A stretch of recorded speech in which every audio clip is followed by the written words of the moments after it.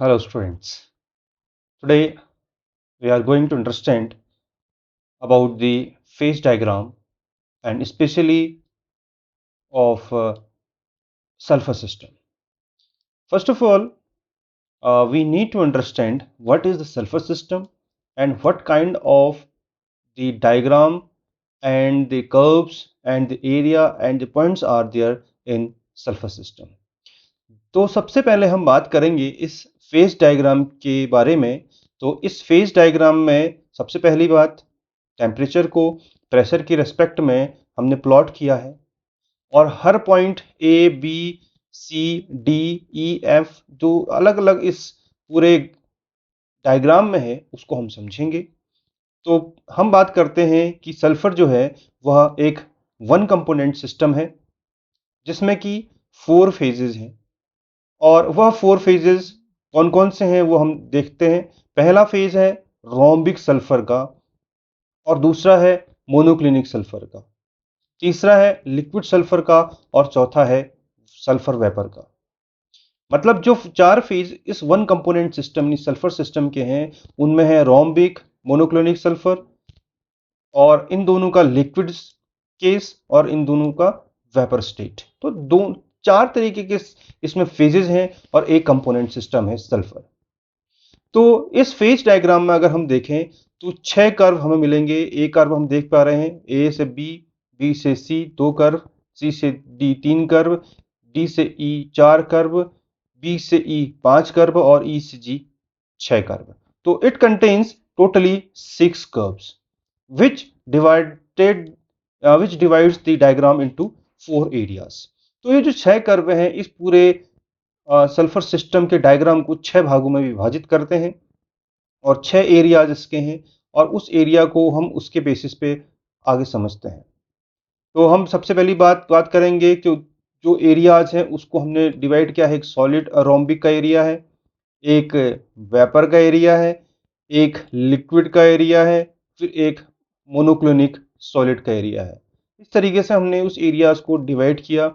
तो rhombic sulphur और solid monoclinic sulphur in दोनों की जो कंडीशंस हैं, जो मॉलिक्यूलर अरेंजमेंट्स हैं वो डिफरेंट हैं, इसलिए इनका जो जो सॉलिड स्टेट स्ट्रक्चर है वो अलग अलग होने से इनको रोम्बिक और मोनोक्लिनिक हम कहते हैं। तो रोम्बिक और मोनोक्लिनिक दो अलग अलग इसकी सॉलिड स्टेट कंडीशंस हैं क्योंकि इन दोनों के बीच में इनके मॉलिक्यूलर जो अरेंजमेंट है उनका डिफरेंस है और स्पेशली जो इनकी मॉलिक्यूलर अरेंजमेंट्स में जो खास तौर पे एंगल्स हैं, जो साइड्स हैं, उनके ऊपर डिफरेंस होने की वजह से इन दोनों का स्ट्रक्चर अलग अलग है, इसलिए इनका अलग अलग फेज है।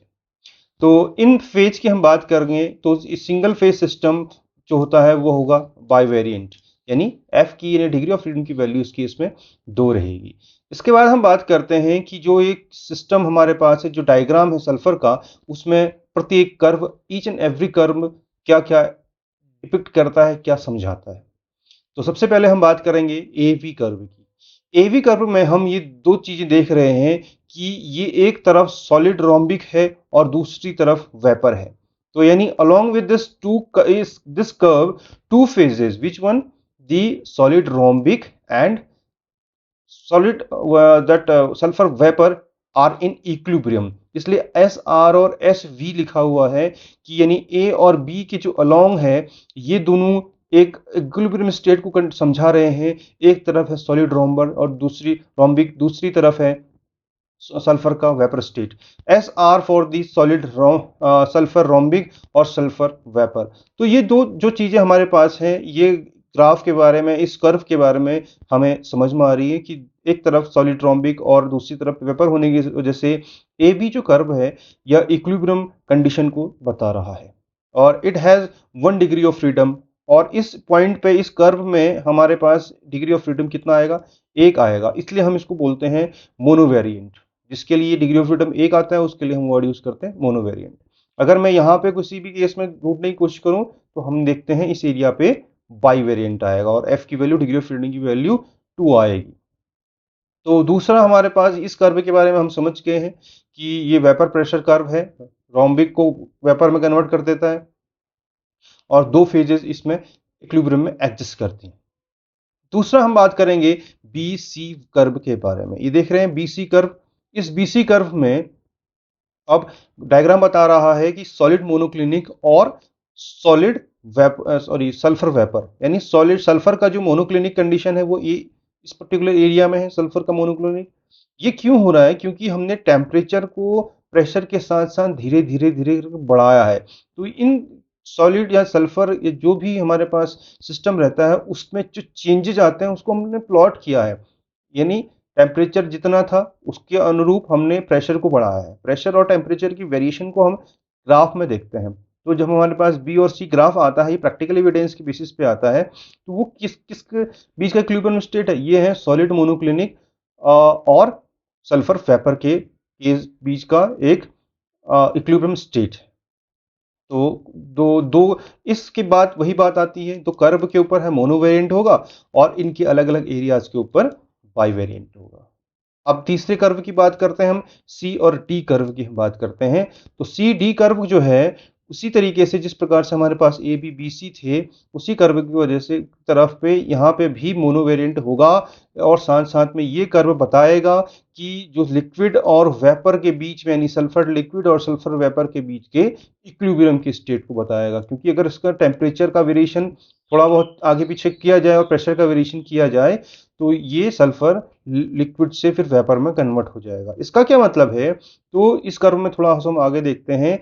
वन एटमॉस्फेरिक प्रेशर लाइन, तो यहाँ पर इस कर्व में वन एटमॉस्फेरिक प्रेशर लाइन हमें दिख रही है और वो लगभग कहाँ पे कर रही है? 444.6 डिग्री सेंटीग्रेड पे। इसका मतलब है कि when the vapor pressure of that liquid converts reaches up to the 1 atmospheric which is the atmospheric pressure, तो उस कंडीशन पे वो उसका क्या होगा? बॉइलिंग पॉइंट होगा। यानी अगर जब वेपर प्रेशर कन्वर्ट हो जाता है, वेपर प्रेशर इक्वल हो जाता है एटमॉस्फेरिक प्रेशर के, तो वह लिक्विड बॉयल होने लगता है। तो 444.6 डिग्री सेंटीग्रेड जो है वह सल्फर का क्या होगा? बॉइलिंग पॉइंट होगा। तो ये समझने के लिए हमारे पास है कि ये जो वन एटमॉस्फेरिक लाइन इंटरसेक्ट कर रही है जिस पॉइंट पे, वो पॉइंट टेम्परेचर बॉइलिंग पॉइंट का होगा। इसके बाद हम बात करेंगे दूसरे अन्य कर्वों की। तो हमने तीन कर्व हमने पढ़ लिए, ए बी बी सी और सी डी। अब हमारे पास कर्व आता है बी ई का कर्व आता है। यहाँ से लेकर हम यहाँ तक की बात करते हैं, तो ये रिफ्लेक्ट करता है कि जो प्रेशर है वह ट्रांजिशन टेम्परेचर को बताता है। और ट्रांजिशन जो टेम्परेचर किसका, कि जब सॉलिड रोम्बिक कन्वर्ट हो जाता है मोनोक्लिनिक सॉलिड में। अब यहाँ पे देखिए इस कर्व की इस तरफ अगर अगर टेम्परेचर हम बढ़ा दें, इस तरफ देखें तो ये मोनोक्लोनिक बन जाएगा। इस कर्व के लेफ्ट साइड पे ये मोनोरोम्बिक बन जाएगा। This is the transition temperature state of rhombic and monoclinic sulphur.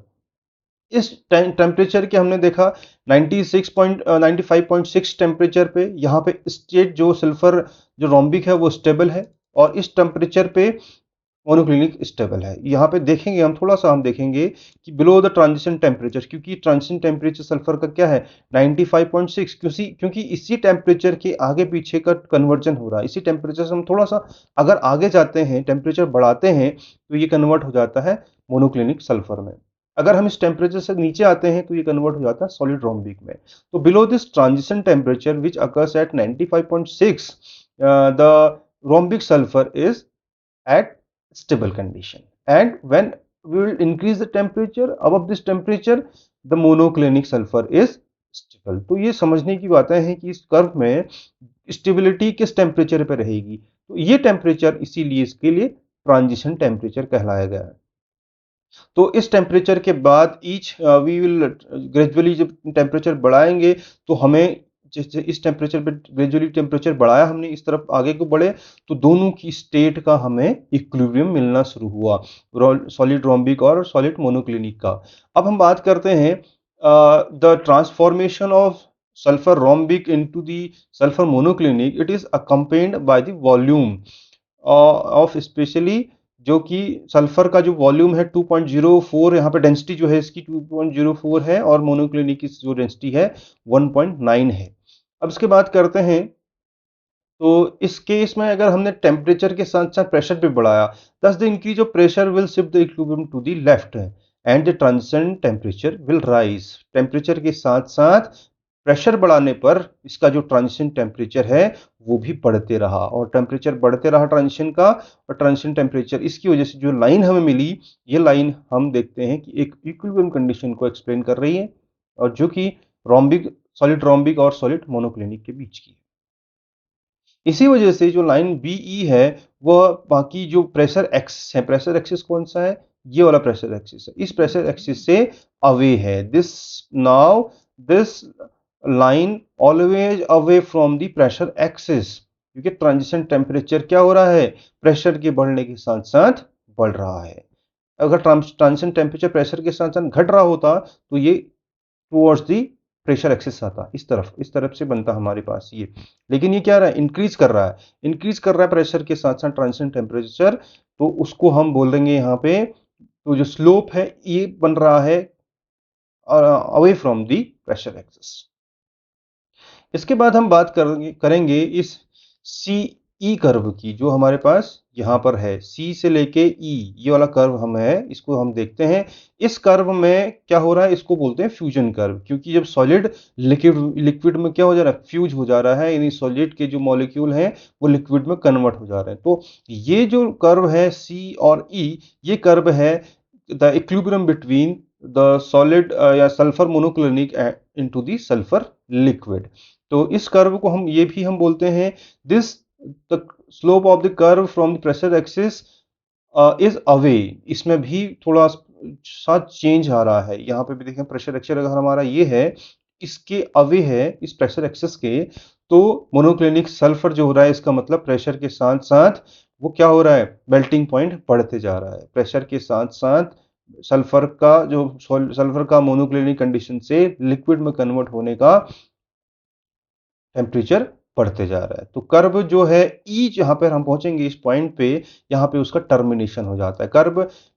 This curve terminates at E because monoclinic ceases to exist beyond this point. इसका मतलब इस पॉइंट से पर मोनोक्लिनिक सल्फर का कोई एग्जिस्टेंस नहीं रहता है, इसलिए इस कर्व के लिए ये पॉइंट कर्व यहीं पे एंड हो जाता है, और यहाँ पे मोनोक्लिनिक का कोई भी एग्जिस्टेंस नहीं रहता है। तो इसके लिए इसी पॉइंट को हम कहेंगे कि this point E will cease the E CE curve, यानी ये जो कर्व है, यानी इक्विलिब्रियम जो मिल रहा है हमें, इस पॉइंट पे वो एंड हो जाता है।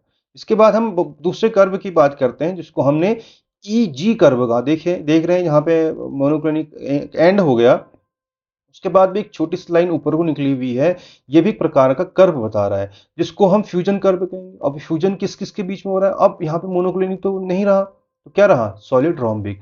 तो सॉलिड रोम्बिक और लिक्विड के बीच का जो दैट इक्विलिब्रियम कंडीशन है, वो इस कर्व के द्वारा हम देख रहे हैं। Means the curve E G is the fusion curve of solid rhombic या सल्फर रोम्बिक। तो इसमें मिल रहे हैं here the two phases in the equilibrium where the solid rhombic and liquid sulfur, sulphur monoclinic और लिक्विड सल्फर। तो इसी तरीके से यहाँ पे हम देखते हैं, तो सिस्टम इस कर्व के ऊपर जो होगा मोनोवेरिएंट होगा। इसके बाद हम 3 ट्रिपल पॉइंट को यहाँ पे समझेंगे। अब इतने सारे कर्व हमने देखे, हमने यहाँ पे देखा कि इन कर्व में ट्रिपल पॉइंट भी बहुत सारे हैं। ट्रिपल पॉइंट का मतलब कि ऐसा पॉइंट जिस पॉइंट में 3 कर्व मिल रहे हैं, this point B coinciding with A B B E, यानी एक कर्व हमें ये यहाँ पे जुड़ रहा है, दूसरा कर्व यहाँ जुड़ रहा है, तीसरा कर्व जुड़ रहा है। इसी तरीके से इस पूरे डायग्राम में हमारे पास 3 जो कर्व हैं, 3 जो पॉइंट्स हैं, वो पॉइंट ट्रिपल पॉइंट कहला रहे हैं, जिसमें कि 3 कर्व जुड़ रहे हैं। There are 3 triple points where like as B, C and E. All the triple point, अब इन 3 पॉइंट में 3 फेज एग्जिस्ट कर रहे हैं, इसलिए इन 3 फेज को एग्जिस्ट करने के पॉइंट की वजह से F यानी डिग्री ऑफ फ्रीडम की वैल्यू हमारे पास 0 आती है। इसको बोलते हैं नॉन वेरिएंट। तो तीनों पॉइंट, तीन यानी यहाँ पर अगर हम बी पॉइंट को लें, इसमें रोम्बिक सल्फर भी एग्जिस्ट करता है, इस पॉइंट पे मोनोक्लिनिक सल्फर भी एग्जिस्ट कर रहा है, और इस पॉइंट पे मोनो सल्फर वेपर भी एग्जिस्ट कर रहा है, तो इसलिए हम इसको ट्रिपल पॉइंट कहते हैं। इसी तरीके से बी का पॉइंट है, उसी तरीके से सी का पॉइंट है, उसी तरीके से ई का पॉइंट है। यहाँ पे हमने पॉइंट ई की बात कही, तो रोम्बिक सल्फर, मोनोक्लिनिक सल्फर और लिक्विड सल्फर। ई पर ट्रिपल पॉइंट बी तो हमने समझ लिया, जिसमें कि हमने चेंज कहा monoclinic reversibly and present the transition point at the triple point C. Triple point C क्या होता है? Monoclinic liquid vapour phase are in equilibrium. यहाँ पे दिख रहा है हमें वेपर फेज, लिक्विड फेज और मोनोक्लिनिक तीन यहाँ पर एक इक्विलिब्रियम में दिख रहे हैं। टेम्परेचर सी जो है यहाँ पे हम देखते हैं टेम्परेचर कॉरस्पॉन्डिंग टू सी। अब सी को थोड़ा सा हम देखें, 120 डिग्री सेंटीग्रेड पे है। और ये 120 डिग्री सेंटीग्रेड किसके बारे में बता रहा है? कि solid monoclinic is now converted and to into liquid. तो इस पॉइंट से थोड़ा सा अगर ऊपर जाएंगे तो वो, अगर प्रेशर के साथ ऊपर जा रहे हैं तो वो लिक्विड में कन्वर्ट हो जा रहा है, अदरवाइज वेपराइज हो जा रहा है। तो पॉइंट सी 120 डिग्री सेंटीग्रेड पर टेम्परेचर जो मिल रहा है वो मेल्टिंग टेम्परेचर होगा मोनोक्लिनिक सल्फर का। इस पॉइंट पे ट्रिपल पॉइंट ई की हम बात करें, यहाँ पे फिर से पहुंचते हैं हम इसी पॉइंट पे। तो यहाँ पे तीन का कोएग्जिस्टेंस है, ये हम बात पहले से कर चुके हैं। इसके बाद हम आगे देखते हैं कि तो ये जो हमारा ग्राफ है इसमें कुछ बातें और हैं कि the change of rhombic to monoclinic sulphur takes place slowly. बहुत ज़्यादा चेंजेस इस प्रेशर के साथ बढ़ रहा है, देख रहे हैं टेम्परेचर और प्रेशर के साथ बढ़ रहा है। However if the process is carried out rapidly it is possible to get well above the transition point without getting monoclinic. इसका मतलब अगर हमने देखा कि हमने इसको बहुत स्पीडली कर दिया तो ये सडन हमें मोनोक्लिनिक मिलेगा ही नहीं, बाकी सीधे रोम्बिक का लिक्विड में कन्वर्जन हो जाएगा। ये थोड़ा सा समझने वाली बात है। In that case phase diagram of sulphur will resume to the water system, क्योंकि फिर वो तीन ही फेज मिल जाएंगे। अब हम बात करते हैं इस पूरे डायग्राम में, फेज डायग्राम में हमें एक और पॉइंट मिला है जिसको हम बोलते हैं मेटास्टेबल इक्विलिब्रिया। और मेटास्टेबल इक्विलिब्रिया कौन सा है? जहां पर ये जो एफ पॉइंट हमें दिखाई दे रहा है, यानी हम अभी इसको हम समझते हैं कि एफ पॉइंट क्या है, लेकिन तो थोड़ा और बातें कर लेते हैं। S R to S M takes place very slowly if enough time for the change is not allowed. SR is heated rapidly. It is possible to pass well above the transition without getting SM। ये हम पहले भी इस बात को कह चुके हैं। तो मेटास्टेबल पॉइंट में हमने अभी थोड़ा सा जो कर्व है उनको और समझ लेते हैं। तो जो हमें डैश लाइन का जो कर्व दिख रहा है, जैसे हमने कहा बी एफ, यहाँ पे कर्व दिख रहा है, एक डैश लाइन का एक सी एफ एक कर्व दिख रहा है, दिखाई दे रहा है, और एक ई एफ का एक कर्व दिख रहा है। और एफ जो हमारे पास एक ऐसे स्टेट है जिसको हमने मेटास्टेबल स्टेट या मेटास्टेबल इक्विलिब्रिया कहा। इसको हम देखते हैं, द कर्व बी एफ की हम बात करते हैं, वेपर प्रेशर कर्व है। इस पॉइंट पे इस कर्व को हम वेपर प्रेशर कर्व कहेंगे। और जिसको कौन सा वाला, रोम्बिक सल्फर का, यानी the B F the vapour pressure curve of metastable rhombic sulphur. और metastable rhombic sulphur this is a continuation of the vapour pressure curve A B और स्टेबल आर। अगर हम धीरे धीरे धीरे करके हम क्या कर रहे हैं, सॉलिड रोम्बिक में टेम्परेचर बढ़ाएं, सडन में ये नहीं मिलेगा, लेकिन स्लोली अगर हम टेम्परेचर बढ़ाएंगे तब ये मिलेगा।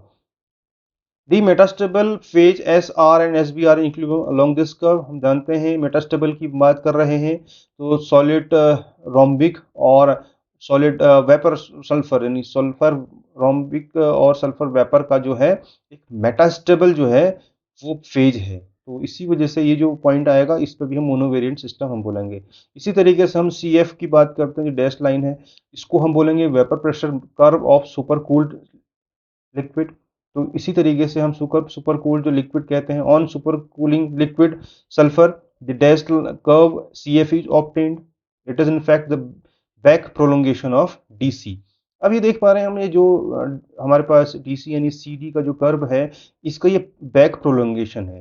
इसका मतलब अगर हम इसको बैक की तरफ आएंगे, इसका एक्सटेंशन यहाँ तक हो रहा है। उसी तरीके से जो ए बी का एक्सटेंशन था वो एफ की तरफ हो रहा है।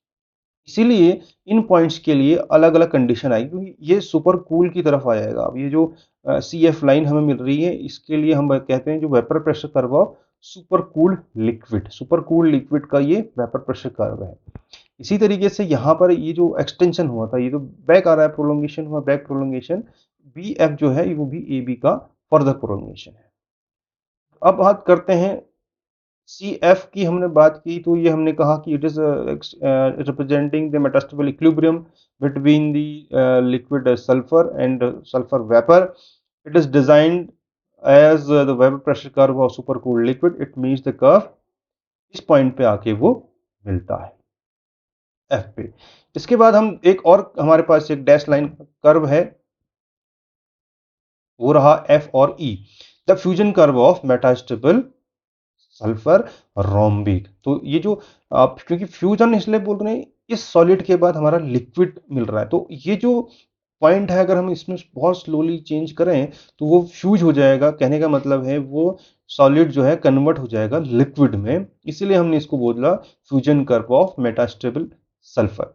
तो दो मेटास्टेबल फेजेस हमारे पास मिले, एक सल्फर का मिला रोम्बिक में और एक सल्फर का लिक्विड में, along with this curve and the system is मोनोवेरिएंट। इसका मतलब वो सिस्टम हमारे पास मोनोवेरिएंट मिलेगा।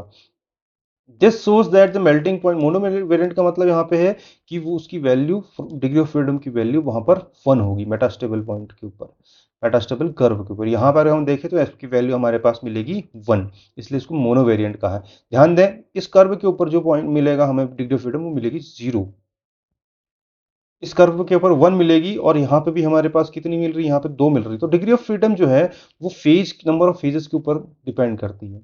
यानी जो सल्फर का जो मेल्टिंग पॉइंट है वो एस आर, तो टेम्परेचर के साथ साथ वो क्या कर रहा है, बढ़ रहा है। ये भी हमने ध्यान दिया, इससे पहले वाले जो कर्व है इनमें भी हमने ध्यान दिया। धीरे धीरे टेम्परेचर के साथ साथ प्रेशर भी बढ़ रहा है, तो इसका जो मेटास्टेबल का जो मेल्टिंग पॉइंट है वो बढ़ेगा प्रेशर के साथ साथ। बियॉन्ड ई, अब इस ई के बियॉन्ड हम देखते हैं तो जो कंडीशन है हमारे पास है, डिपिक्ट करता है लिक्विलिब्रियम मेटास्टेबल सल्फर जो होता है रोम्बिक का, वो डिसअपियर हो जाता है। क्योंकि यहाँ पे हमने सभी का मेटास्टेबल पॉइंट देखा, मेटास्टेबल इक्विलिब्रियम देखा, लेकिन इसके बाद इसके ऊपर हमें कोई भी सल्फर का कोई भी रोम्बिक स्टेट में मेटास्टेबल स्टेट नहीं मिली। अब हम बात कर रहे हैं मेटास्टेबल ट्रिपल पॉइंट की। तो मेटास्टेबल ट्रिपल पॉइंट है एफ, तो जहां पर सभी पॉइंट्स के मेटास्टेबल पे फेजेस क्या कर रहे हैं, कोइंसाइड कर रहे हैं, मिल रहे हैं। बी एफ यहाँ पे मिल रहा है, ये मेटास्टेबल पॉइंट है रोमिक सल्फर का।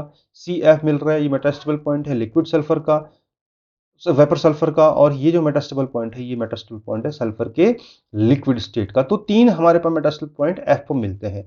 तो this metastable triple point has no degree of freedom. इस पॉइंट पे जैसे हमने यहाँ पे देखा, इस ट्रिपल पॉइंट में कोई भी डिग्री ऑफ फ्रीडम नहीं है, तो जिसकी वजह से हम इसको बोलेंगे non variant, and the corresponding temperature is the melting point of metastable. तो ये जो यहाँ पे जो मेल्टिंग पॉइंट मिलेगा मुझे, वो मिलेगा टेम्परेचर जो होगा मेटास्टेबल का मेल्टिंग पॉइंट होगा। तो ये सल्फर की जो बातें थी ये हमने यहाँ पे पढ़ी कि सल्फर इस प्रकार से डायग्राम में एग्जिस्ट करता है, क्योंकि हम प्रैक्टिकली हमने देखा कि टेम्परेचर को जब हम प्रेशर के रिस्पेक्ट में इंक्रीज करते रहे तो सल्फर की डिफरेंट डिफरेंट स्टेजेस आई, और डिफरेंट डिफरेंट टेम्परेचर पे इस सल्फर का वेरिएशन आया। हमें मेटास्टेबल स्टेट मिली, हमें इक्विलिब्रियम स्टेट मिली, मेटास्टेबल ट्रिपल पॉइंट मिला, हमें इक्विलिब्रियम का ट्रिपल पॉइंट मिला।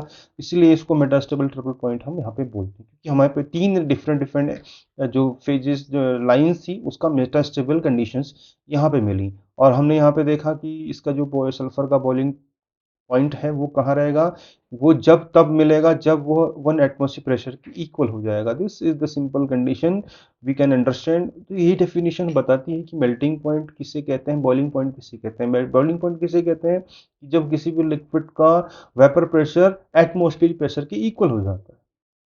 तो कंसिडर कर रहे हैं, हमने कहा कि 1 एटमॉस्फेरिक प्रेशर जो था अगर इसके इक्वल होगा तो वो उसका बॉइलिंग पॉइंट होगा। तो this is a simple way to understand the sulphur. We can prepare the notes along with this explanation, and this is a simple explanation, but first of all we have to understand that it exists in 4 phases. Sulfur being as a one component system exists in 4 phases, and it has 4 different areas.